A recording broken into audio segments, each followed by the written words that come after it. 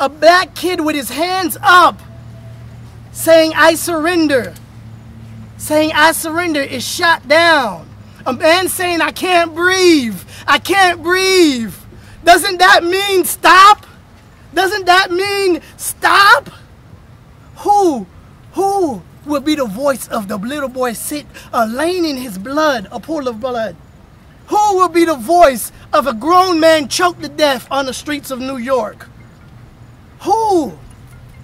It's easy. We go on Facebook, we put all these videos up, and everybody likes it. And as soon as we stand up for what's right, no one wants to stand up. And I think we need to take an extra step as a community to communicate more with each other. And I think it's necessary that we have to start policing the police. We got cameras, we got cell phones, we got to start using them. You got to go and take that extra step to look out for your brother or sister, because this could be your brother and sister that's laid on the concrete next. So, not relying on the politician, not relying on the police, but let's rely on each other first. Let's have each other's back. There's too many of us with too many devices that can be used to help us, for us to just lay down dormant and not do anything about it. I'm very tired of feeling like I have to defend my humanity, and like I have to be like good enough or smart enough or whatever enough for someone to say, okay, no, then that one doesn't deserve to die, right? So there's got to be some level of humanity that we all have, and a responsibility that we all have to appreciating that in somebody else.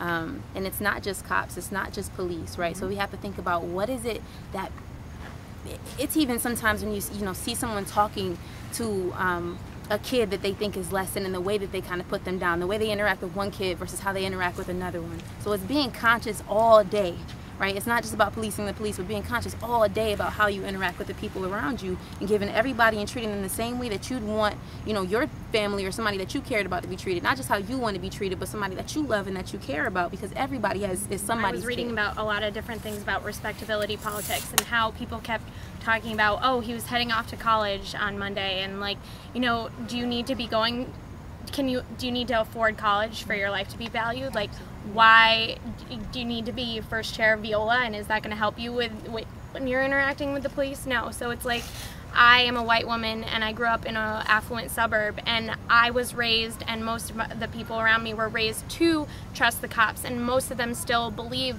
that they are protected. And so like, that shows it is a race issue, and it does have to do with white privilege and who the police, what neighborhoods they police, who they target, how they interact. And like, my life going around, I'm not facing the same risk as the man who is talking about he can't go to the gym at night in his own neighborhood. So like, it is a race issue, and it shouldn't be about who you are, because everyone deserves life. Police terrorism.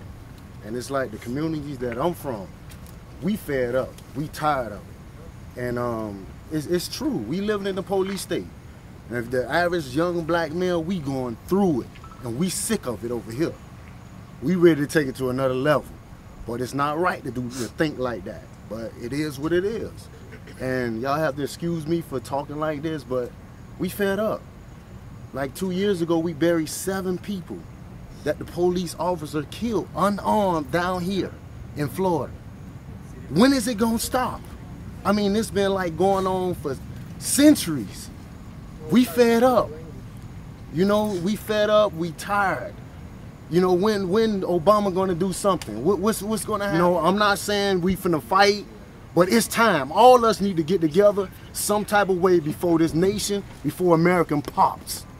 It's gonna go to another level.